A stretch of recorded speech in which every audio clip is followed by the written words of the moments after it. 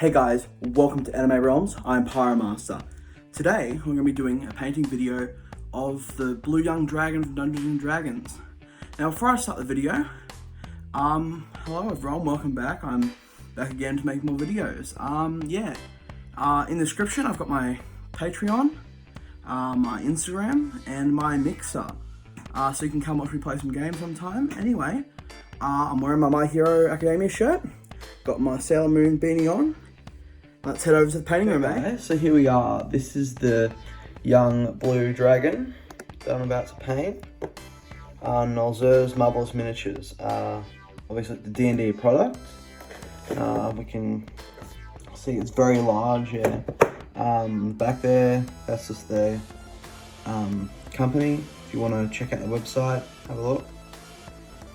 Anyway, you can see base provided for stability. Yeah, so that's just a lot of stuff talking about if you play the actual game. It's basically saying that the base has no reference to how close you can actually get in the game. If you've played it, you'll understand what I mean. Anyway, so I'll cut to it, unbox, and we can get started painting. Okay guys, here we are back with the young blue dragon. Now, it does come with its base, which I will paint later. Basically, you plug it into here, and it'll basically hold it up like that. Yeah, so you got that.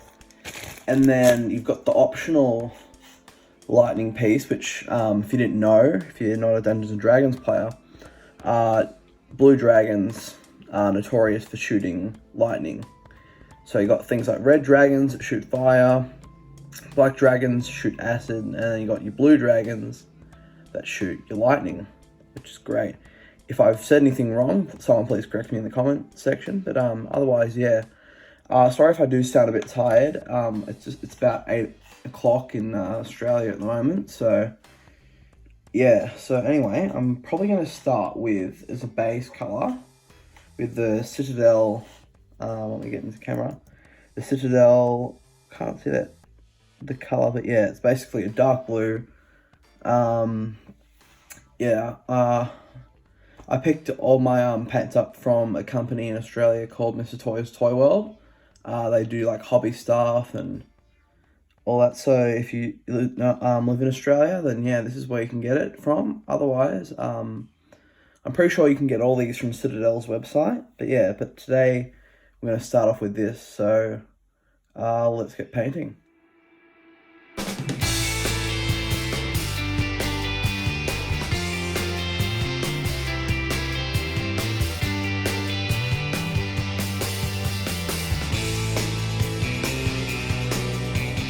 Now, if you're wondering why I'm starting off with a base, exactly, well, the thing is with base colors, they usually, they're a lot stronger than most layer paints.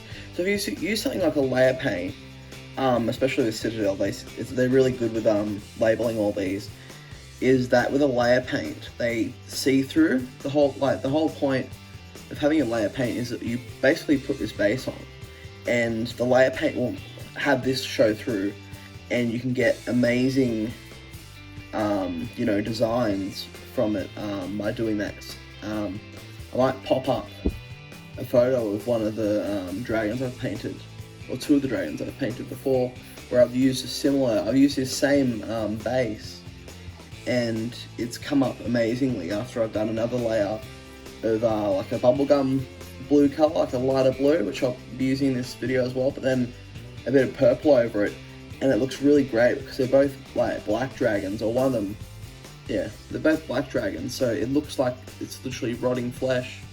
And considering that they do necrotic damage and all that, it really gives that effect, and it looks amazing. Because at the moment of painting, I actually didn't have any black paint, so I had to come up with some idea.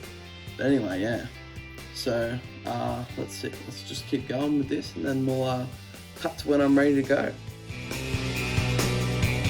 Okay, so here I've just finished actually painting the dragon, but just gonna let him dry. As you can see there, it's just a bit just still a bit wet, but yeah, I got the good base coat over it. But yeah, the next paint I'll be using is this one. So this is my bubblegum blue I was mentioning, sort of thing. So the Lothern blue. So yeah, it's like a bubblegum color. Yeah, so here it is.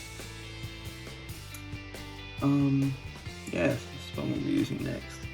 But we're just gonna let this blue boy dry, and then we'll get back to painting. Now our good friend Mr. Blue Dragon over there is drying.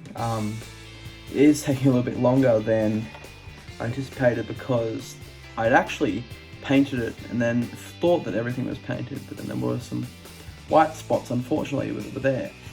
But I'm gonna show you how to do this now. I've only just pretty much, I'm somewhat self-taught. I did learn a lot of painting techniques from the YouTube channel called Squidmar Miniatures. He's a Swedish guy who does all sort of miniatures. He's more into Warhammer, but yes, he's really good. So check him out. He's on YouTube here. Yeah. So anyway, I've got the Drakenhof Nightshade. So I figured out that with clearer pieces, you want to not be using paints because obviously they're not see-through. So your only options really are dry brushing, which is where you basically dry the brush as much as possible and just paint on there and it'll highlight a lot of details. Or in my case, I've learnt that if we use a wash, because it comes up clear and it's not made to actually be a paint, it's literally like liquid, you can hear it, like that. It'll actually keep it clear and also give the desired effect that you want. Now, Citadel makes pre-made shades. I also have the whatever this is called. I can't remember. It's really Carabog Crimson. There you go. This is a red shade. So there's a lot of them, but this is definitely a nice shade. So yeah, so I'll just pop this open. So with this, I would be using a smaller brush. Now, sorry if I don't have exact sizes, but like this sort of brush, it's like a layer brush sort of thing. I think that's what they're called. I don't know the exact measurements of it or anything, but yeah. So you want to be using a brush like this so that you can, again, it depends on the size of the model. But yeah, so anyway, with this, you want to be basically dipping it in. Just get a good amount on the brush, and just go away at it. Just paint it as because yeah, you just want it to cover the entire model. Now, if it does miss parts, that's not necessarily bad, but I would suggest getting as much of this as possible on it so that you can now, sorry, I'm a bit of a messy painter, but yeah, basically see how even if you only paint one side really, but these are all primed, so a lot of miniatures like Warhammer are not primed because you have to put them together first. But basically what the primer does is it allows the paint to stick onto it. So for example, if you were to paint on normal plastic, it's more likely to scratch off than say something that's primed. I'm not exactly sure how, I know that's the basics of primers, but I'm not exactly sure, the scientific side of it, of why primers stick to things. I'm not the guy here for it. I'm only just really a beginner. I only started like a month and a bit ago learning these. So yeah, but this is basically what you want to be doing, is doing this anyway. I'm gonna cut to when the blue dragon is dry. Okay, so now the blue dragon is dry and ready to go. So what I'm going to do is I'm just going to use this blue again, like I mentioned. But this time, when I'm layering it, I try not to cover exactly every single bit, because that's what the layering, like the base coat's for. And by doing this, it allows some of that colour to shine through, so it doesn't feel like you wasted all your paint. But also, this will allow it to cover it and give it a new colour, so to speak, I guess. But yeah, let's get started.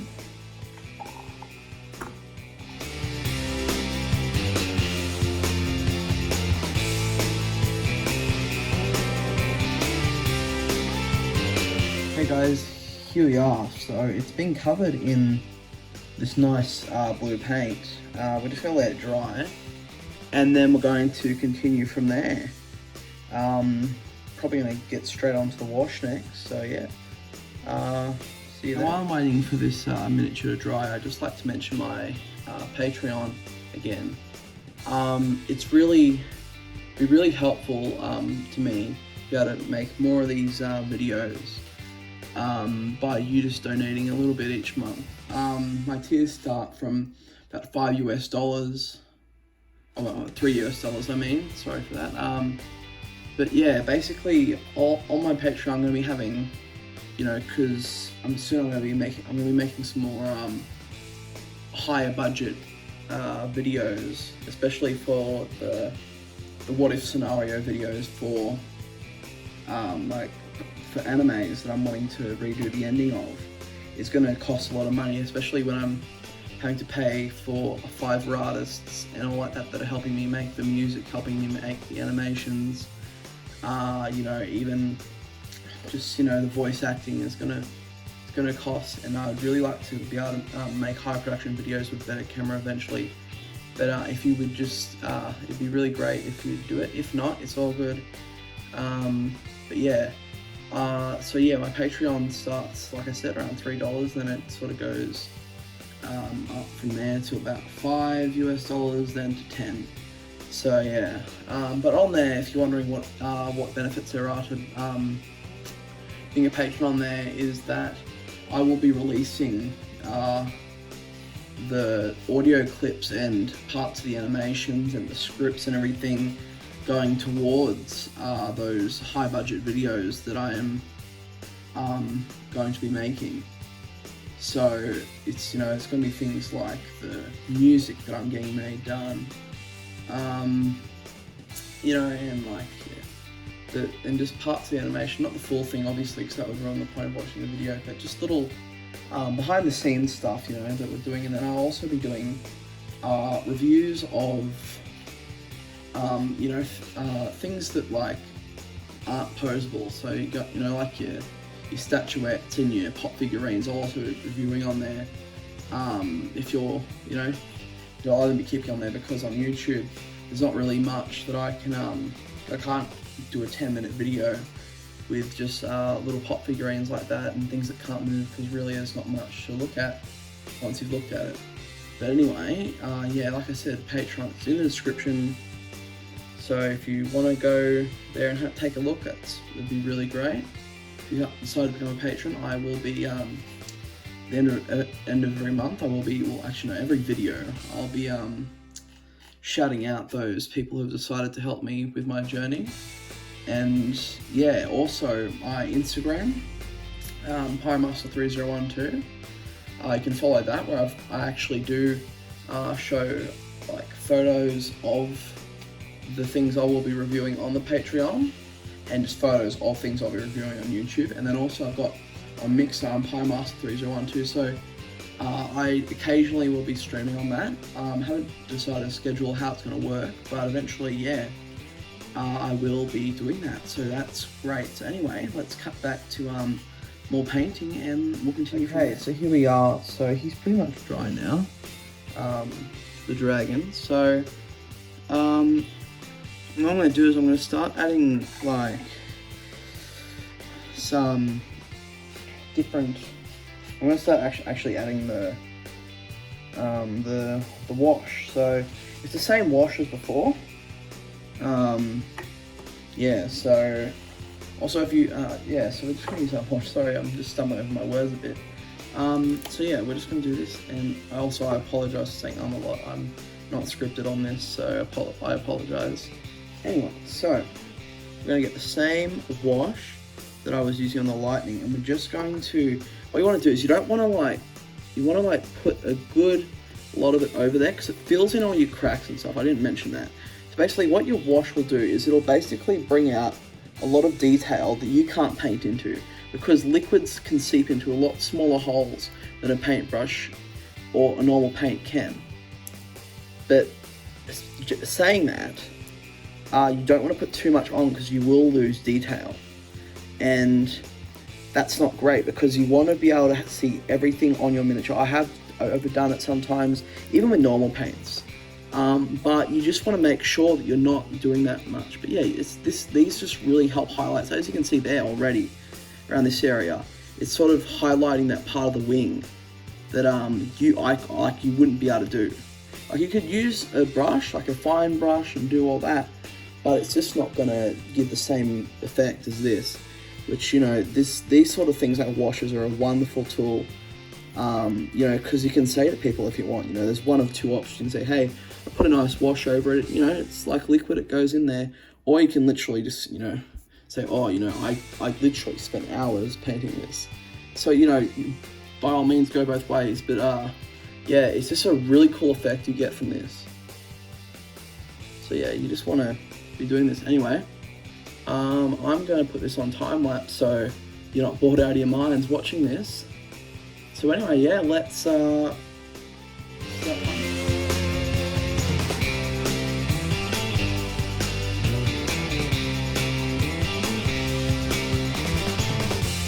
Okay guys, so it's not exactly fully dry, but like as you can see around here, but I'm going to show you what I'm going to be doing. So I've got my Untitled bone, I think it's called. What I'm going to do is, because on the actual picture, if you remember, it had these sort of highlights of that sort of colour in those folds of the wings. So what I'm going to do is I'm going to replicate that on tops of the wings and then give it that sort of effect. And then I'll probably you know, add some more detail after this, but we'll just start with this, and then we'll move on from there.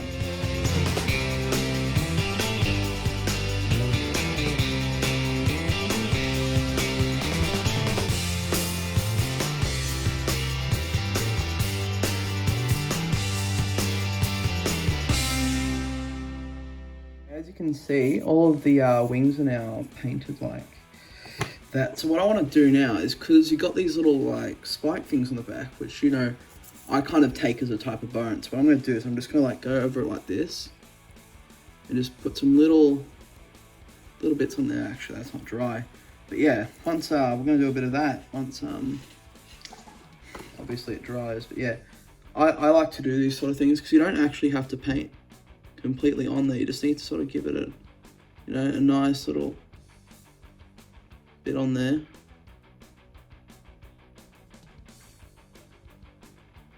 You know, and if it mixes with the paint a little bit, I don't care. Like I was going to mention that before, but like, things if it mixes, it gives it a really nice, you know, blend of the color. It makes it look more authentic. It's a little bit wet, and then just, you know, does that sort of thing. So yeah.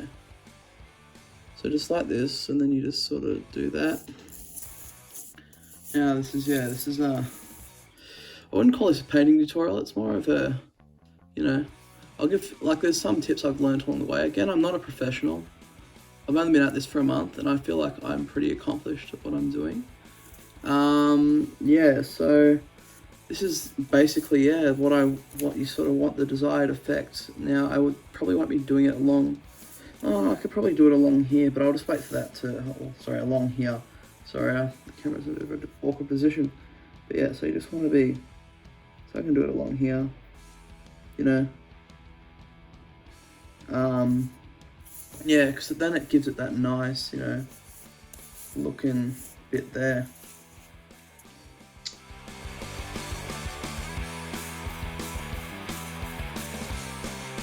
Okay, so I've painted on all the bone details that I need to do.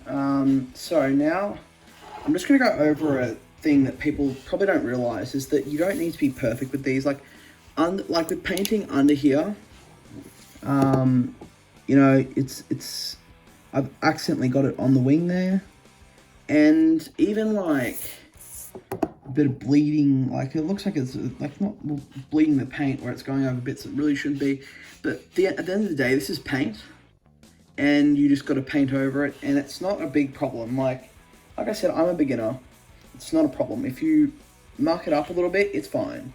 Especially on dragons, like this sort of stuff, you know, over time, you know, the thin skin like that will wear away, and you'll start seeing the under part of the skin and like things like that. And then you got, you know, like how it's not perfect. Like no one, like skin is not something that's perfect. Like especially on some animals where it just doesn't, like they're supposed to have a certain pattern, but they're all different, right?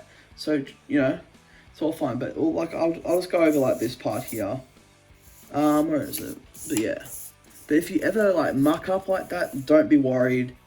Just another literal slap of paint. Like I'll literally do it right now. Just get a bit of paint. Just put it over there. It does kind of stand out, but it's, you know, it still looks good because it's, especially you want to be using, like if it's a darker color like this, you want to be using paint used for the base layer and all that. So yeah, so anyway, I think what we'll do is now we'll move on. I'll just wash my brush. And we're going to actually paint on the eyes. Now for dragons, in my personal recommendation is like, especially Dungeons and Dragons, I'm just going to say in general, just as a side note, that they're very small compared to a lot of other miniatures where they have bigger eyes, right? But with Dungeons and Dragons, like these, well, this dragon in particular, I guess, you want to be using like a fine brush to be doing the eyes. But anyway, getting back to what I was saying, is that you want to be doing it, I like to do it green, because I feel like green stands out really good. And like sometimes I've started using purple recently, like I painted some mimics recently, and I used purple, and I thought, wow, that's actually a really nice color. But then again, it comes up to what your preferences are and what works. But for now, the thing is, for now, I'm just going to do this. Now, the thing is, when you paint these, they sometimes, I'll move it around. It's sometimes hard to actually find where the eye is after you've painted it. And you've kind of got to use whatever you have for reference. And I'm going to say, you want to sort of look, if you're looking like biologically at what you'd be looking for a brow, like you got a brow here and here. And then you basically, and then if it doesn't look right, like I said, you just paint it again. But I'm just going to put a little bit of green paint there. And then already that looks really good. So then you just want to be putting it on the other side, around that same area. And then you got your dragon's eyes right there. Now, I could put more detail, but like I said, I'm not going to, just out of the simple fact that, you know, it's really small detail. It's a bit difficult for me starting off. I think eventually I'll learn how to do this better. A lot of people suggest fine tip markers. They do work, but I've tried it, and it can really mess up your paint. Like, because especially with like these sort of paints, is unless you can do a small little like prick with the sort of pen to do it, then it's really gonna mess up your model. So, yeah. So for beginners, I'd recommend just, you know, painting things like these, and then if you're doing smaller miniatures, which are your like character miniatures that are really small, I'd recommend just painting the face and trying to give as much detail to the face without actually adding eyes. And yeah, that works. Anyway, now, moving on. As you can see, our dragon over here is in the back, drying off and being ready to be glued together eventually. Now, what we're going to do now is we're actually going to work on the base. Now, I'll just undo this. But, you know, the base is like this, and this is a bit different because some bases actually, I may have left something in the box, but anyway, most of the bases are not like this. Now, the other dragons I painted, they were around 28 Australian dollars. This one was 30, and I think the reason why it's a bit more expensive by $2 is the fact simply that they're just a bit bigger. Like this one's more complex. There's a lot more pieces. Like you got the lightning piece, like I painted, which is turned out really nice. But yeah, so we're gonna paint this, and yeah, so we're gonna paint it. Now, usually I'd use something like rhinox hide to do this, and I'm probably going to for this one. But like your other options, really, like I've done with the black dragons, I've done like this, God, I can't pronounce this. Steeler Purple. Yeah, whatever, that's what it's called. And I'll use that because it sort of looks like it's like a wasteland sort of idea. But yeah, so I think I'm going to use Rhinox hide for this one. Then I'll probably do some dry brushing. So what I'm going to do is I'm just going to pop this open, get this brush again. It's a bit of a bigger brush that I've started using only recently for these bigger ones, because a lot of the smaller brushes will just take a lot longer time. But you do have to take into account that these are going to require a lot more paint. So I would recommend, before you even order or start painting these, you should check your paint amounts, because you don't want to be running out halfway through a model. Or not a model, but, you know, even models, like even like doing like modeling, like, you know, like your planes and stuff like that. You want to make sure you have the right amount of paint. Now, usually they do, but if you're wanting to do stuff like this, it's massive. You do need to make sure you have the right amount of paint, because sometimes I found you leave within a week, like you look at something in a week, it's like, oh yeah, I'll purchase that, or something that, you know, you had, and they're usually gone, especially during a time like this when everyone's looking for stuff to do at home. You really need to make sure you have the paint. But yeah, so I'm just going around here, making sure I don't get on the clear piece, because you want to not ruin the immersion as much as possible. But, you know, sometimes it happens. And a quick lot of, I haven't done it yet, but I believe nail polish, because these are acrylic paints. So similar to what you'd be using on your fingers.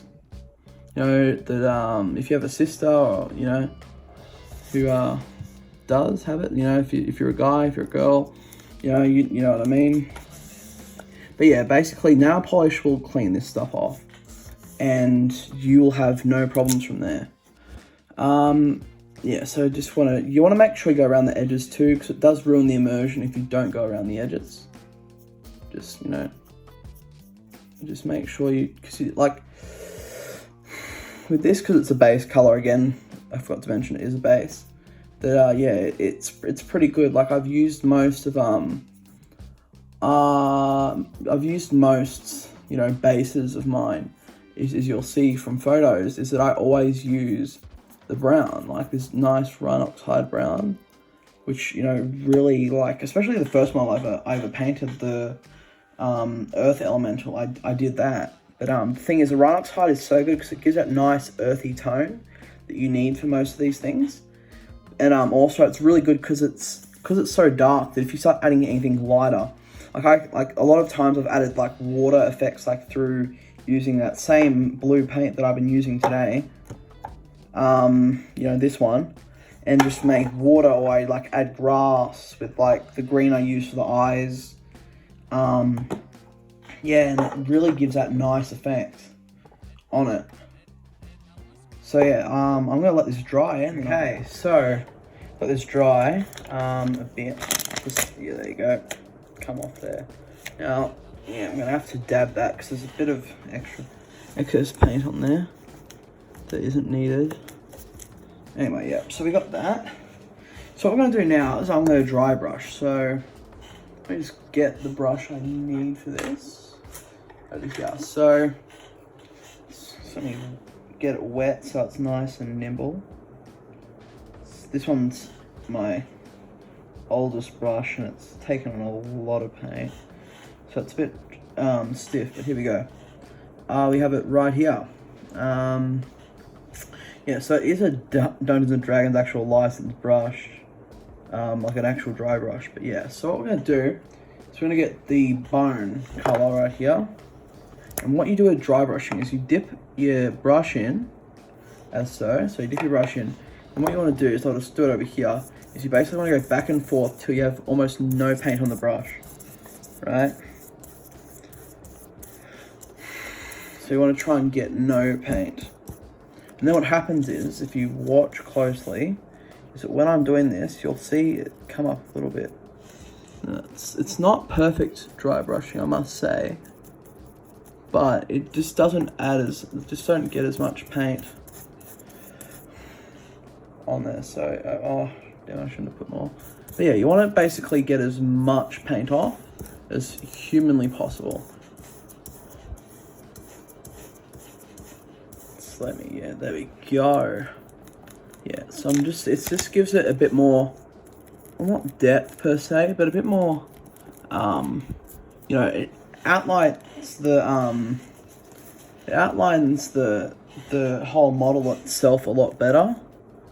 It just gives it a bit more of texture, you know, and it really just gives, you know, a nice effect to it. Now, yeah, so it's just nice to see it when it's, like, as you can see there, it just makes it look more realistic, like it's a bit of a rock. So yeah, we're gonna let that dry, and then okay, here we are, the finished product. We'll do a nice 12 for you, for everyone that's watching. And then we'll just, yeah. So I've managed to do a lot of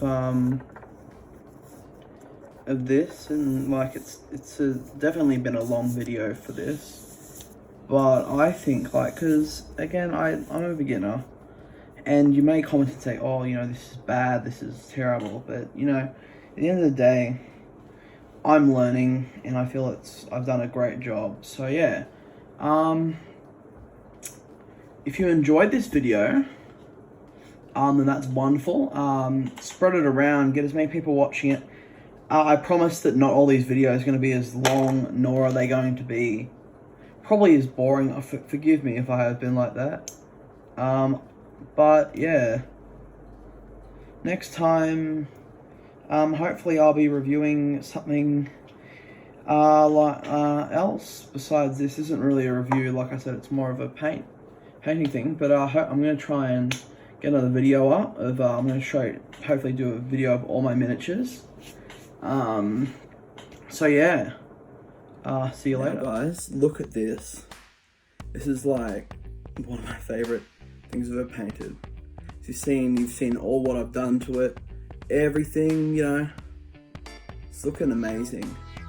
And now I'm gonna put it on the shelf with all my other dragons where I keep them. So here we go, place them right there.